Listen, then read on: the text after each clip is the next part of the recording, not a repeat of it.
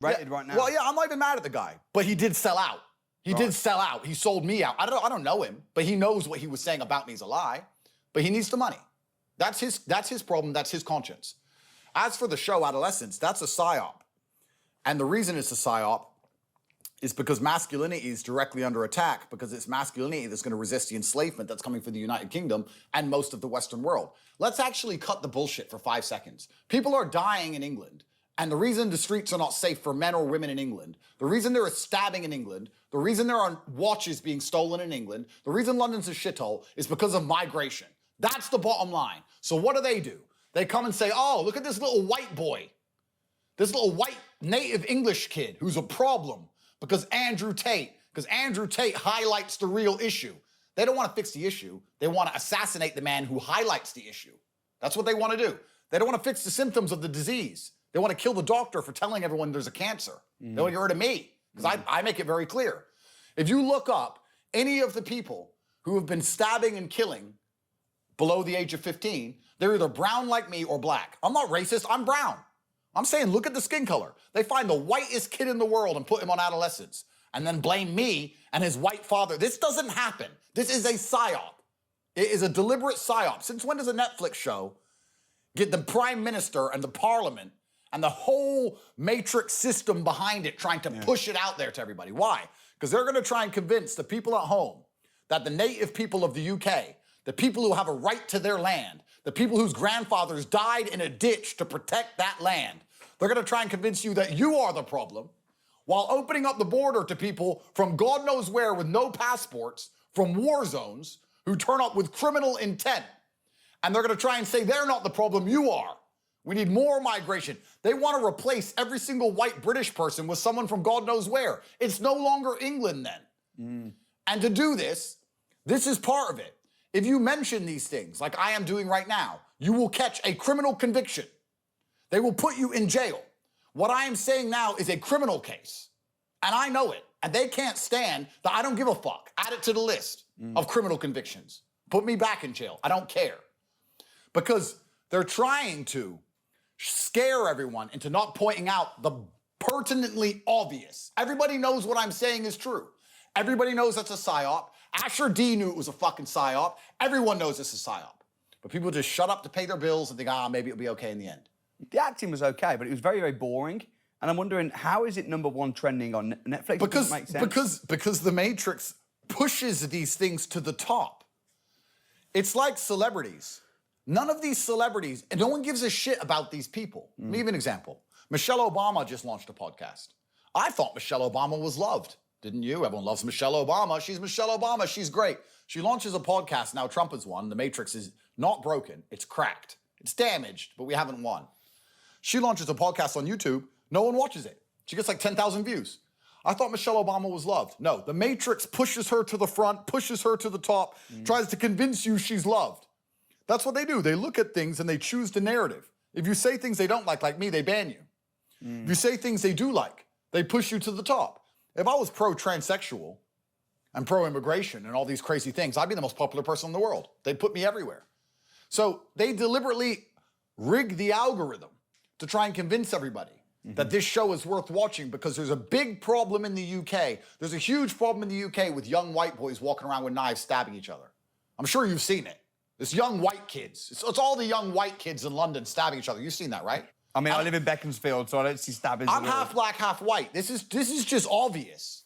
It's not about being racist. It's about sitting and saying, okay, there is a problem with the black youth in London. Most black people will admit that. Do you not think, though, that the movie or the series, a lot of people said it was just about making sure that you know what your kids are watching? Do you not think that's a good message about being careful what your kids watch? Would you agree there? Would you agree in part with Adolescence? Well, I'd agree that you should be careful what your kids are learning. Yeah. Which includes watching. But if you want to be a responsible parent and you want to be worried about what your children are digesting in the modern world, then sure, Adolescence should now encourage you to go and complain at your local school for teaching them LGBT bullshit at the age of 8 and trying to sexualize children. That's all in the school you're sending them to. You want to worry about me? Forget me. If you really want to watch adolescents and sit and go, I'm really concerned about my child's state of mind, go down to the school you send your kid to and learn what they're learning about sex. No 8-year-old needs to know about this shit. None. You only tell children an idea when the idea is too ridiculous for parents to believe, for adults to believe. Yeah. That's why you tell kids about Santa Claus. They don't know any better. They're deliberately aiming at the kids young because they're susceptible. Don't complain about me. Go complain at your local school. Then scroll YouTube. You think I'm the worst person on YouTube for saying what? Go to the gym, take responsibility for yourself, stick up for yourself, say what you really believe in, be accountable. I'm the worst person in the world. Scroll up and down YouTube. See all these fucking men putting on makeup and sexualizing kids and all this. But to try and sit and pretend that I'm the reason bad things happen is not only disingenuous, it is heinous and it is evil, and they're doing this on purpose because they fear my influence. Recently they said, there was a man who killed 4 people and he listened to an Andrew Tate video. And they put it all in the papers. I'm gonna have to sue the papers now. Did he listen to an Andrew Tate video? I don't know. Maybe.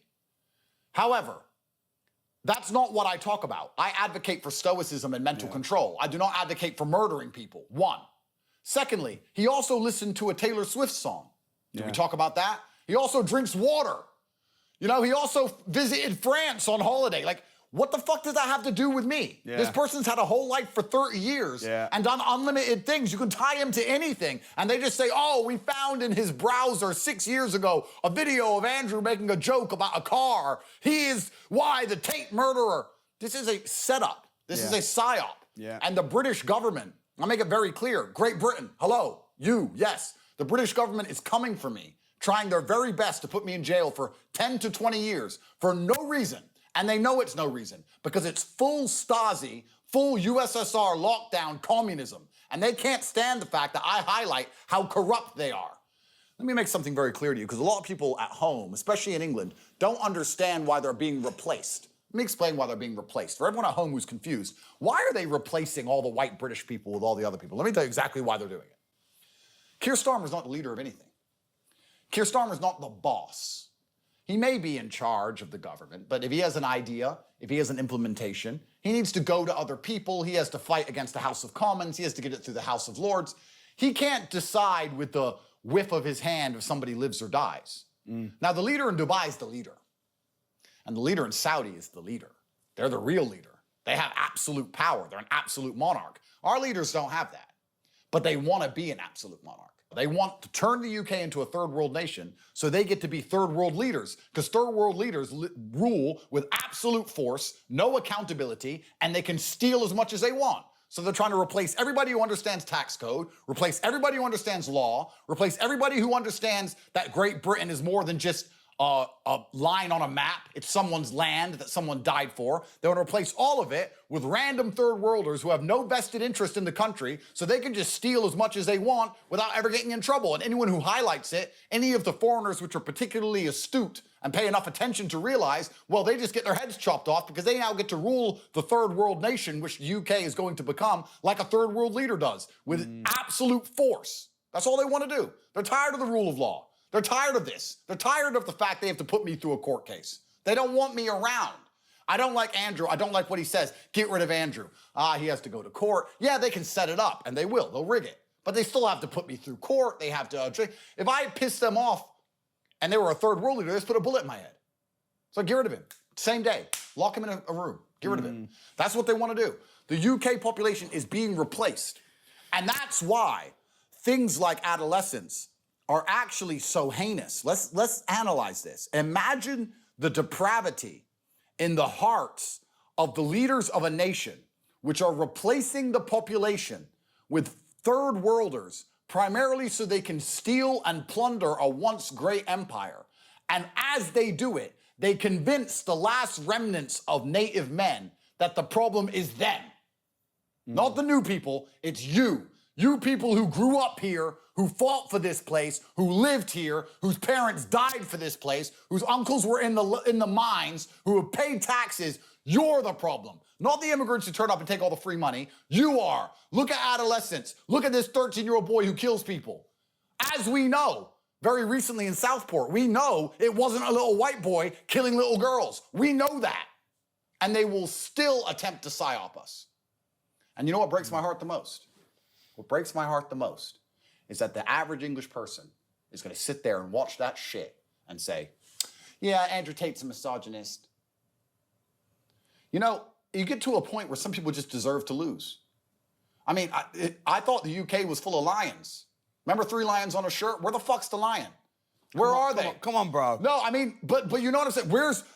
Where's the protests outside Parliament? What would you do then? There's no one's doing anything. They're just sitting there waiting to fucking die, bro. So if you're in the UK, like if you're me, for example, you don't want to be in the UK because you're going to get, you got all these allegations and stuff. But for the average person that's watching this in the UK, Great Britain, who's a business person, doing well, making money, do you stay and do you fight it, or do you move to Dubai? Well, you can't do it by yourself. And this is the point. When I'm talking about the lion inside of the UK, I'm not talking about individuals. I'm talking about the general culture and spirit of resistance that the British used to have, which has been completely eroded. The average English man now has become a eunuch. An English man will walk outside his house and fight another English man over a fucking football team, but won't fight some foreigner who's in his fucking daughter. It's ridiculous. There's a lot of killers still in the UK, though. Of course there's a lot of killers. No, but the point is, there has to be a cultural shift. Forget color, forget white, black, brown, whatever. There has to be a cultural shift where the Muslims, the black people, the white people, everyone gets together and says, nah, we're tired of being fucking robbed. We're tired of all these people coming in. We're tired of this whole scam. And then it all ends. But it's an abusive relationship.